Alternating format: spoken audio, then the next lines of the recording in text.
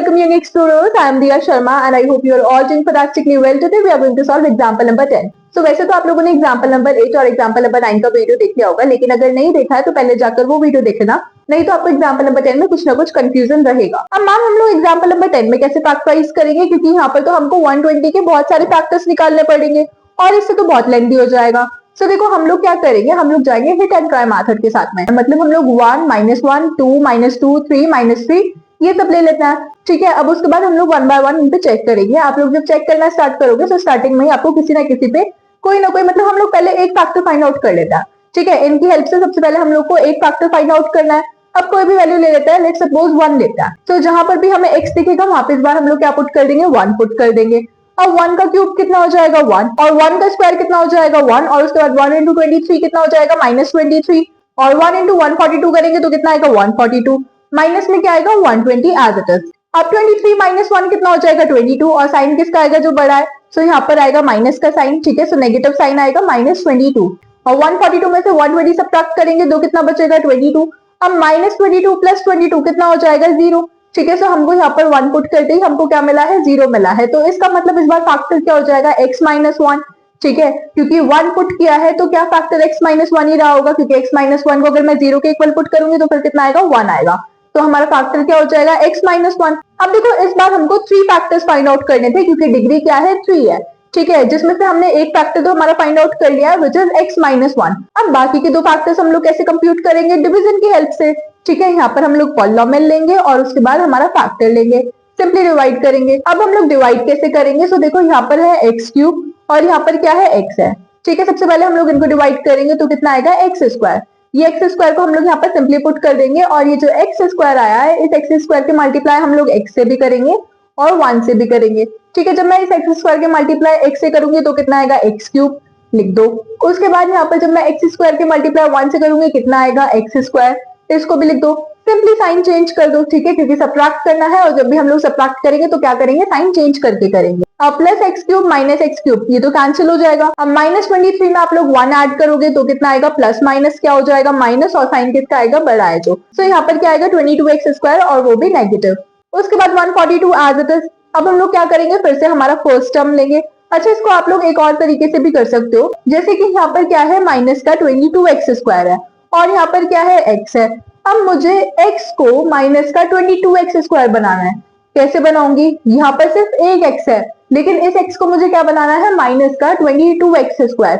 कैसे पॉसिबल है मैम, देखो x तो ऑलरेडी है, साथ में अगर माइनस का 22 मिल जाए, ठीक है, तो बात बनेगी। सो एक तो हमें चाहिए माइनस का 22 और एक x हमें और चाहिए, क्योंकि एक x तो ऑलरेडी है, एक x और मिल जाए तो हमें क्या चाहिए, एक तो माइनस का 22 चाहिए और एक हमें चाहिए x।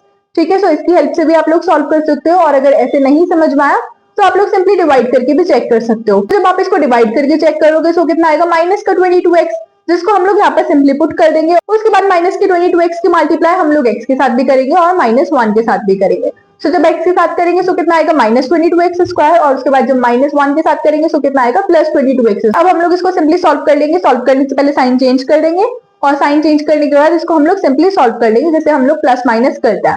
अब -22x² + 22x² कैंसिल हो जाएगा, और इसको हम लोग करेंगे तो कितना आएगा 120x।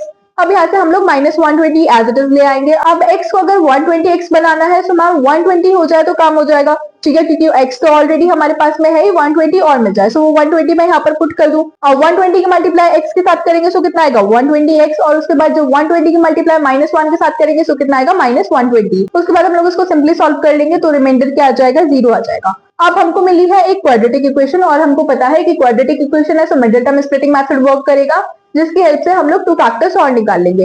एक फैक्टर तो ऑलरेडी मिल गया था x - 1, बस अब 2 फैक्टर्स और कंप्यूट कर लेंगे। उसके लिए हम लोग क्या करेंगे, मिडिल टर्म स्प्लिटिंग मेथड। अब हम लोग सिंपली 120 के फैक्टर्स करेंगे। अब 120 के फैक्टर्स की हेल्प से हमको क्या बनाना था, मिडिल टर्म बनाना था मैम। अब मिडिल टर्म कैसे बनाएंगे, सो अब अगर हम लोग करेंगे 2 × 2 × 2 कितना हो जाएगा 8, और उसके बाद 3 × 5 कितना हो जाएगा 15। अब क्या 8 और 15 की हेल्प से हम लोग 22 बना सकते हैं, नहीं मैम ये तो पॉसिबल नहीं है, सो ये तो वर्क नहीं करेगा। अब हम लोग क्या करेंगे 2 × 2 × 3 कितना आ जाएगा 12, और उसके बाद 5 और 2 रह गए, 5 × 2 करेंगे सो कितना आएगा 10। अब 12 + 10 करेंगे सो कितना आएगा 22। सो इसकी हेल्प से हम लोगों ने बहुत इजीली क्या बना लिया 22, लेकिन हमको क्या चाहिए -22x चाहिए। सो इसके लिए हम लोग क्या करेंगे, -12x एंड -10x, ठीक है, माइनस माइनस क्या हो जाएगा प्लस। तो इसकी हेल्प से हम लोग बहुत इजीली -22x बना लेंगे। उसके बाद एक्स स्क्वायर आ जाता है और 120 भी आ जाएगा। अब हम लोग क्या करेंगे, 2 के पेयर्स बना लेंगे और इसमें से कॉमन चीजें बाहर निकालना स्टार्ट करेंगे। अब एक्स स्क्वायर और -12x में से क्या कॉमन आ रहा है, x कॉमन आ रहा है और तो कुछ कॉमन नहीं आ रहा। यहाँ पर 2x है तो इन 2x में से एक x बाहर जाएगा तो कितना बचेगा, अंदर एक x बचेगा। उसके बाद माइनस बचेगा और ये जो x था ये तो ऑलरेडी बाहर जा चुका है, तो अंदर क्या बचेगा, 12।